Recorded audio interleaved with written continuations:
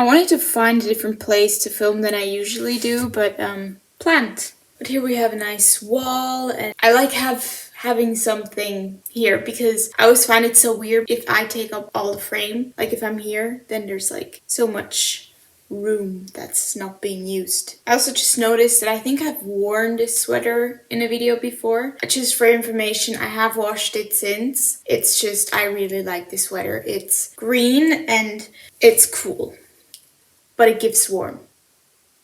So I don't know if it was this or last week, but I think Spotify kind of released this whole yearly roundup thing that it usually does. And I've seen a lot of people posting it and being like, oh, look what I listened to, how much I listened, what type of genre. And I actually find that really interesting, especially also about other people. I hope it's not a shallow thing to say, but I think you can tell a lot about a person by what kind of music they like. Now, of course, that it's the only deciding factor, but I don't know, I just find it interesting. It usually kind of like fits into the picture then once you get to know that person more. And I've enjoyed seeing that from other people. I hope that's not too creepy.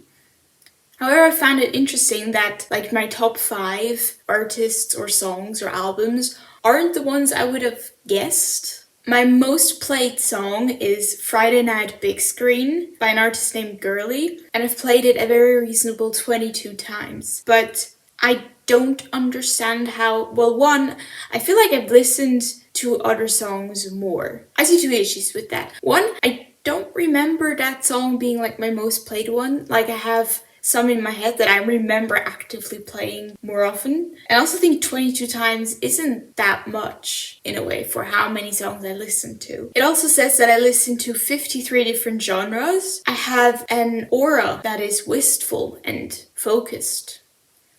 I don't quite get that. My top genres apparently are indie pop, I know what that is, art pop, I know what that is, dance pop, I know what that is, but I don't know what bubble grunge is or stomp and holler. I also apparently listen to 921 different artists, but my most streamed one is Lana Del Rey. I think probably the most interesting bits are the ones that you get in the end in your slide where you have your top artists, top songs, top genre, minutes listened. I can see how Lana Del Rey is my most listened to artist because especially at the beginning of the year, I went through a big Lana Del Rey phase. I don't know how you guys are with music, but I tend to go through phases where I'm very committed to something and then I kind of get a bit sick of it just for a moment and then eventually I get back into it. It's like when you overdo it on something and then you need a break and then you slowly fade into it. I mean, it's usually like that with my favorite songs too. I play them on repeat for hours and then I hate the song and I listen to the song that much that I hate it and then I replace it with a different. And then eventually the song that I just couldn't hear anymore, it kind of fades back in. And it's actually something I'm very aware of. So when I find a song I really like, I'm almost afraid to listen to it too often because I don't want to get sick of it. I don't know if any of you guys know that feeling or if I just have some weird music habits. So my top artist is Lana Del Rey, then Taylor Swift, which is not a surprise to me at all. I think she's till now always been in my top 5 list. What usually is though, when I listen to Taylor Swift, I listen to it over iTunes because I bought her albums. So maybe that's why she's not number 1 this year. Because I have been listening to my fair share of Taylor Swift. I mean, just in the last month, since Red Taylor's version came out, I've memorized all the new songs and it's just part of my life now. Then I listened to Girl in Red. I remember I listened to a lot of her in summer. Also, I think when her new album came out. I actually don't know, was that her debut album? Because I know she released a few EPs before. And then Eminem, which also isn't a surprise. And the last one is Ali X. I don't know if you guys know her. I discovered her by this new way I go about finding new music because I find that the radio repeats a lot of things. And Spotify has this new playlist where it has like your Discovery Weekly. And I actually make it my aim to listen to that playlist within the week. And then at the end of the week, select my favorite songs and add them to my playlist. So that way I get new music every week rather than new launches. I'm very aware of Adele, for instance, releasing a new album, which by the way is also quite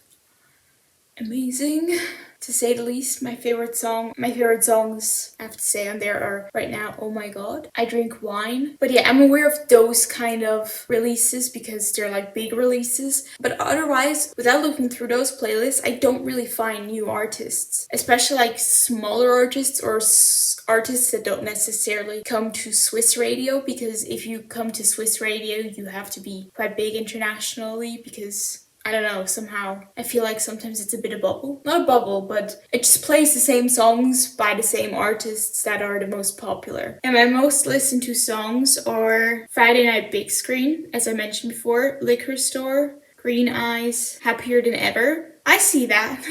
I see the Happier Than Ever. I remember listening to that one quite frequently. And Strawberry Wine. And the top genre is indie pop. It also tells me that I've been listening to a lot of podcasts, which I know. Very aware of that fact. I think it has to do with my habit of just always having something in the background, and often that is a podcast. I just sometimes find it calming to hear people talk. Is that weird?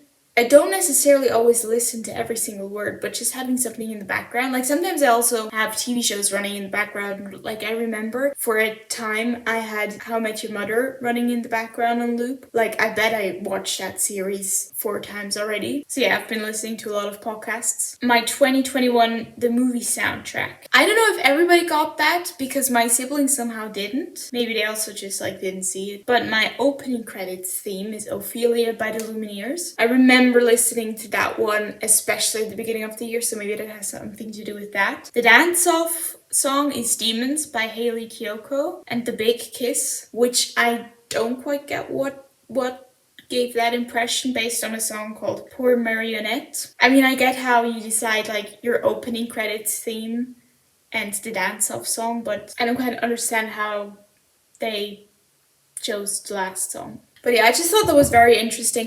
I don't know if you're interested in these kind of things. Maybe, like, probably you can care less about what type of music I listen to, especially because you don't really know me as a person. I just find it interesting about other people, like, even people I don't really know. So, I don't know, I just felt like sharing. But I actually would be really interested in finding out what kind of songs you listen to. I think I especially find the combinations of songs interesting, like a person who listens to that, but also to that. I find that kind of combination also very interesting. So if you feel like it, you can gladly share some of your most played songs or minutes or genres if you like. Actually, leave your, if you feel like it, of course, only, leave your most played podcast, just because that's something I'm really interested in. Artists and your top podcast. So yeah, this might also just be interesting for me to see next year in comparison, because I don't know how long that story lasts on Spotify. Okay, so that's that.